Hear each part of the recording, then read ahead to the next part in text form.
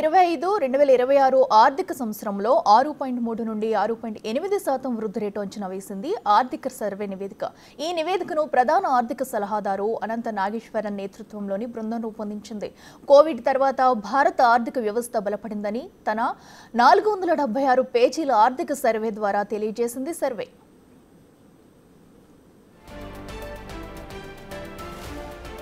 ప్రపంచమంతటా అస్థిరత ఉన్నప్పటికీ భారత ఆర్థిక వ్యవస్థ విస్తరిస్తూనే ఉందని, ఆర్థిక స్థిరత్వాన్ని నిర్ధారించడంలో విధాన నిర్ణేతలు కీలక పాత్ర పోషించారని కితాబునిచ్చింది. సవాళ్లతో కూడిన ప్రపంచ వాతావరణం దృష్ట్యా పునరుద్ధరణ ఎలా చేయాలో తెలియజెప్పింది సర్వే.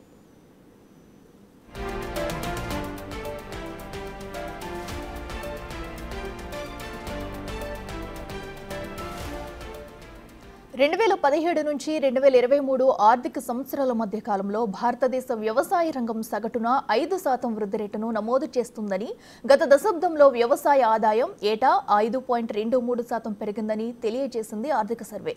అనుబంధ రంగాలు వ్యవసాయ వృద్ధికి చోదకాలుగా మారాలని తేల్చి చెప్పింది ఆర్థిక సర్వే.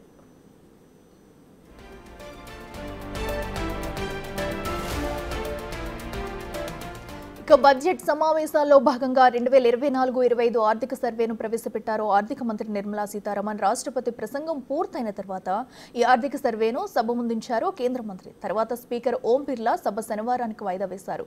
ఫిబ్రవరి 1న కేంద్ర బడ్జెట్ ని సభకు సమర్పించనున్నారు ఆర్థిక మంత్రి నిర్మలా సీతారామన్.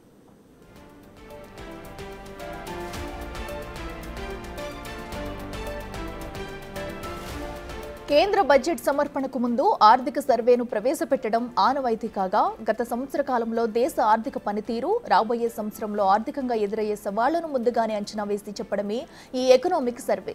ఆర్థిక మంత్రిత్వ శాఖకు చెందిన ఎకనామిక్ డివిజన్ ఈ సర్వేను రూపొందిస్తుంది. 1950-51 నుంచి ఈ ఆర్థిక సర్వేను బడ్జెట్తో పాటే ప్రవేశపెట్టేవారు. 1960 తర్వాత బడ్జెట్కు ఒక రోజు ముందు ప్రవేశపెట్టే ట్రెడిషన్ మొదలైంది.